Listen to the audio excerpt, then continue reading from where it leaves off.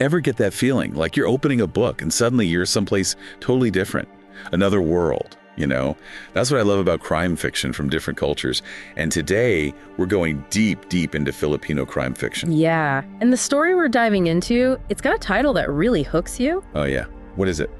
Halimaw sa Wawa. Halimaw sa Wawa. Okay, that sounds intriguing. What does that mean? It means monster of the river. Ooh, monster of the river. So we're dealing with a mystery, maybe even a monster. This is already exciting. And get this, we're jumping right into the action with Chapter 4. No easing us in, huh? We're just diving right in. I like it. What's Chapter 4 called? It's called Bangkay sa Morgue. Which translates to? Corpse in the morgue. Yeah. So yeah, we're already in the thick of things, figuring out the mystery along with the characters. Okay, so we've got a corpse, possible monster, and a morgue.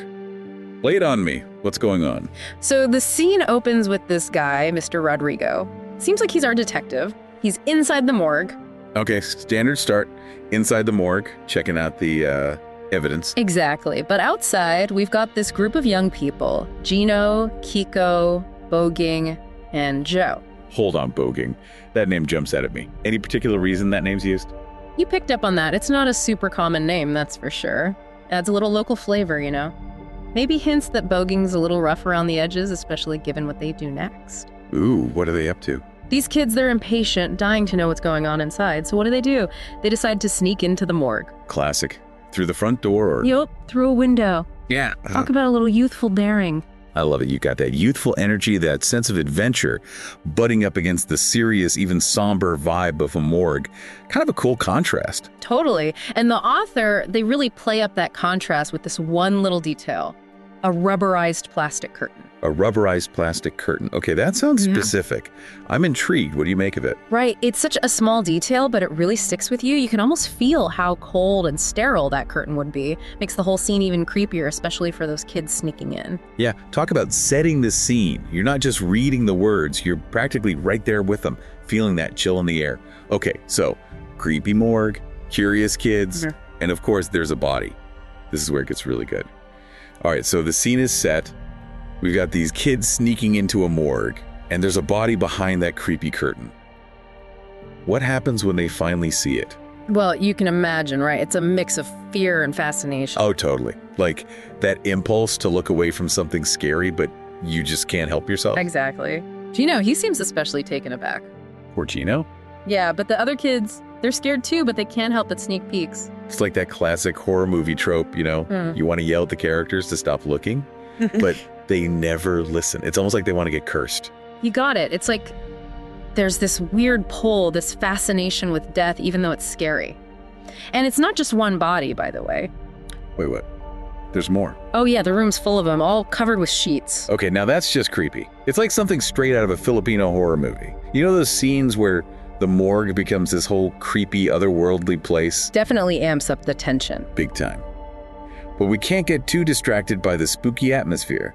We've got a mystery to solve. Right. So thankfully, this is where the dialogue gives us some clues. Oh, good. Who's talking? We overheard this conversation between Mr. Rodrigo, Colonel Abad, and a doctor. They're talking about the victim, trying to figure out how they died. Okay, this is it, the big reveal. So how did the victim die? Was it a monster attack? Claws? Teeth? Something out of this world? That's the thing. It wasn't any of that. Wait, really? The victim, they were strangled. Strangled, but the title of the book is Monster, right? Halimaw sa Wawa. That doesn't sound like a monster's MO. Exactly. And it seems like Mr. Rodrigo, he's thinking the same thing. In fact, there's this one line he says. Ooh, give me the line. What does he say? He says, so, isa lang ang pagkahulugan niya. Okay, break it down for me. What does that mean? It means, so, only one meaning. Only one meaning. Ooh, that sends chills down my spine. What do you think he's getting at?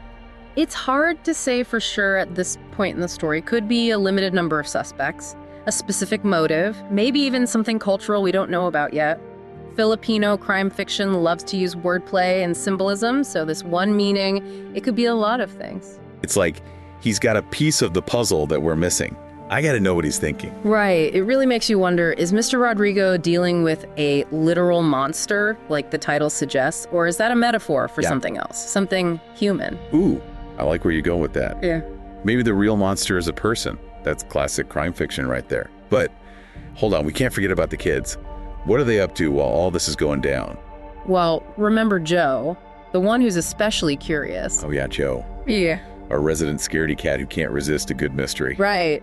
The chapter actually ends by describing their eyes, how wide they are after seeing all of this. It's like this whole experience has really shaken them, you know? Totally. They went from goofing off outside a morgue to witnessing a full-blown murder investigation. That's got to be a wake-up call. And the way the author describes it, it seems like this might be a turning point for Joe. Like they're not just curious anymore, they're actually invested in solving this mystery. Ooh, that's an interesting thought. Maybe this is the start of Joe's detective journey. Maybe. And for us, the readers, it's just the beginning of the story. The chapter ends on a cliffhanger, leaving us wanting more. You know, diving into Halimaw Wawa has me craving more Filipino crime fiction. Right. It's such a unique and captivating genre. It really is. Any recommendations for our listeners who want to explore further? Oh, absolutely. Where to even begin? Well, if you're looking for a modern classic, you can't go wrong with Smaller and Smaller Circles by F.H. Batakon. Smaller and Smaller Circles. Got it. What's it about? It's a gripping story, really well written, that tackles some tough social issues, along with a police investigation in Manila. Speaking of Manila, it's the setting for Halimaw Wawa too, right? It feels like the city itself is a character in the story. Totally. That's really common in Filipino crime fiction. Authors often use these vivid settings, you know, bustling city streets, maybe quiet provinces, really paints a picture and pulls you into that world. Yeah, it's like those details, the setting, the language, they all add these layers to the mystery.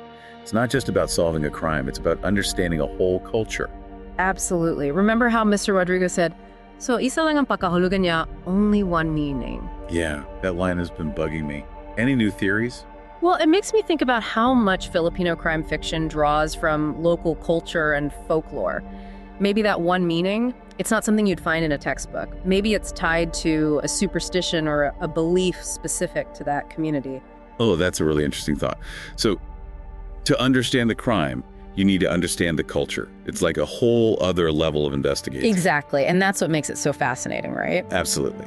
Well, I think we've given everyone a lot to think about. Definitely. Lots to explore in the world of Filipino crime fiction. This has been great. So until next time, deep divers, keep those detective minds sharp.